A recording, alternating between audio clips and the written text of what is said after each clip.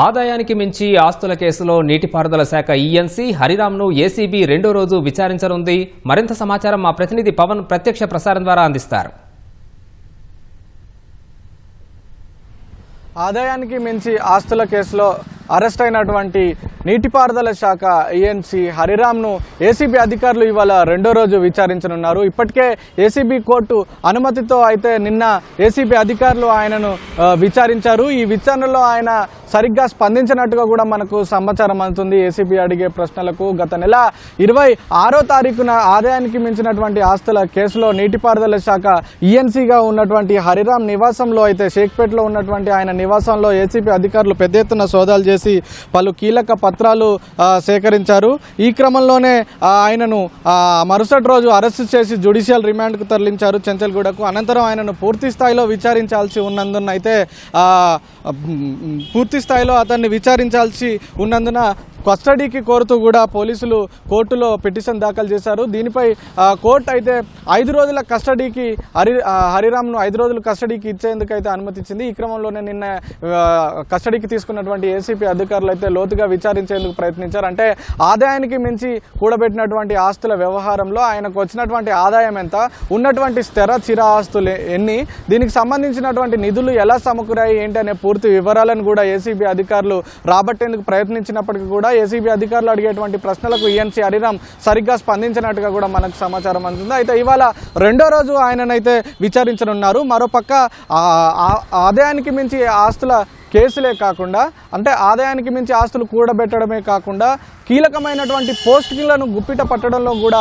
ఆయన కీలకంగా వ్యవహరించారు ఆయన అని చెప్పి కూడా ఇప్పటికే అధికారులు అయితే ఏసీబీ అధికారులు భావిస్తున్నారు. అంటే 1989లో ఈఎన్సీ హరిరామ్ అంటే 1989లో ఏపీపీఎస్సీ ద్వారా నియామకమైనటువంటి హరిరాము ఆ తర్వాత అంచెలంచెలుగా అనేక పదవుల్లో అయితే ముందుకు సాగారు.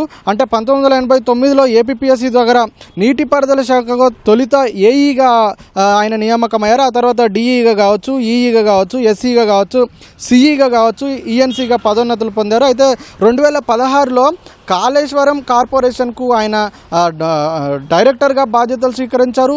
ఆ తర్వాత 2017 ఫిబ్రవరి వరకు కూడా అదే హోదాలో కొనసాగి ఆ తర్వాత అదే కార్పొరేషన్కు ఎండీగా నియామకమయ్యారు. ఆ తర్వాత తెలంగాణ అదనంగా కూడా Telangana renewable energy development corporation లిమిటెడ్కు నామినీ డైరెక్టర్గాను కొనసాగారు. 2022లో Manjira lift irrigation corporation limited డైరెక్టర్గా పనిచేశారు. ఇక మొన్న 26వ తారీఖు ఏసీబీకి చిక్కిన సమయంలో ఆయన గజ్వేల్ ఈఎన్సీగా పనిచేస్తున్నారు. ఆయన భార్య కూడా డిప్యూటీ ఈఎన్సీగా పనిచేస్తున్నారు. ఇక ఈ క్రమంలోనే ఆయన మొత్తం కాళేశ్వరం ప్రాజెక్టుకు సంబంధించి మొత్తం 87,000 కోట్ల రూపాయల నిధులను అప్పటి ప్రభుత్వం సేకరించింది. ఈ నిధులను సేకరించడంలో కావచ్చు, ఖర్చు పెట్టడంలో కావచ్చు పూర్తిగా ఆయన కీలకంగా వ్యవహరించారు. ఈ క్రమంలోనే భారీగా అవకతవకలు జరిగాయని అయితే ఏసీబీ భావించింది. దానికి సంబంధించినటువంటి ఆధారాలను కూడా సేకరించి అయితే ఆయనను అరెస్ట్ చేసింది. ప్రస్తుతం ఆయన విచారణ అయితే కొనసాగుతుంది. అయితే ఏసీబీ సోదాలు చేసిన క్రమంలోనే దాదాపుగా 13 కోట్ల రూపాయల అక్రమార్జన చేసినట్టుగా కూడా ఏసీబీ గుర్తించింది. అయితే ఆయనకున్నటువంటి ఆస్తుల విలువ బహిరంగ మార్కెట్లో అనేక రెట్లు ఎక్కువగా ఉంటుందని కూడా ఏసీబీ అధికారులు అయితే స్పష్టం చేసిన పరిస్థితి అవుతుంది. అయితే మొత్తంగా అంటే ఆయన మర్కూర్ల మండలంలో ఆయనకు హరిరామ్కు 28 ఎకరాల ల్యాండ్ ఉంది. రిజిస్ట్రేషన్ మార్కెట్ వాల్యూ ప్రకారం అయితే అది ఎకరం 8 లక్షలకు పోతుంది. బహిరంగ మార్కెట్లో అక్కడ ఎకరం 2 కోట్లకు పైమాటే ఉంది. అంటే ఈ 28 ఎకరాలకు మొత్తం బహిరంగ మార్కెట్ విలువ దాదాపు 56 కోట్లు పలుకుతుందంటే ఆయనకు ఉన్నటువంటి మొత్తం ఆస్తుల విలువ బహిరంగ మార్కెట్లో 100 కోట్లకు పైమాటే అని చెప్పి ఏసీబీ భావిస్తుంది. అయితే అంటే ఆయనకు వస్తున్నటువంటి ఆదాయం ఎంత, జరుగుతున్నటువంటి వ్యయం ఎంత, ఆయనకు ఉన్నటువంటి ఆస్తులు ఎంత అనే ఈ కోణంలోనే పూర్తిగా ఏసీబీ అధికారులు అయితే దర్యాప్తు ముమ్మరం చేశారు.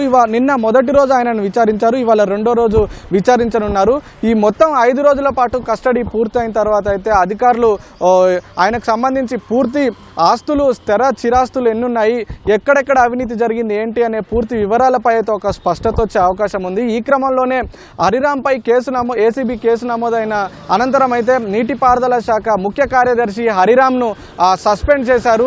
ప్రస్తుతం అయితే ఆయన రెండో రోజు హరిరామ్ను అయితే ఏసీబీ అధికారులు విచారిస్తున్నారు.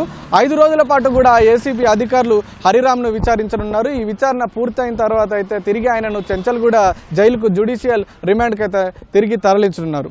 Over to studio.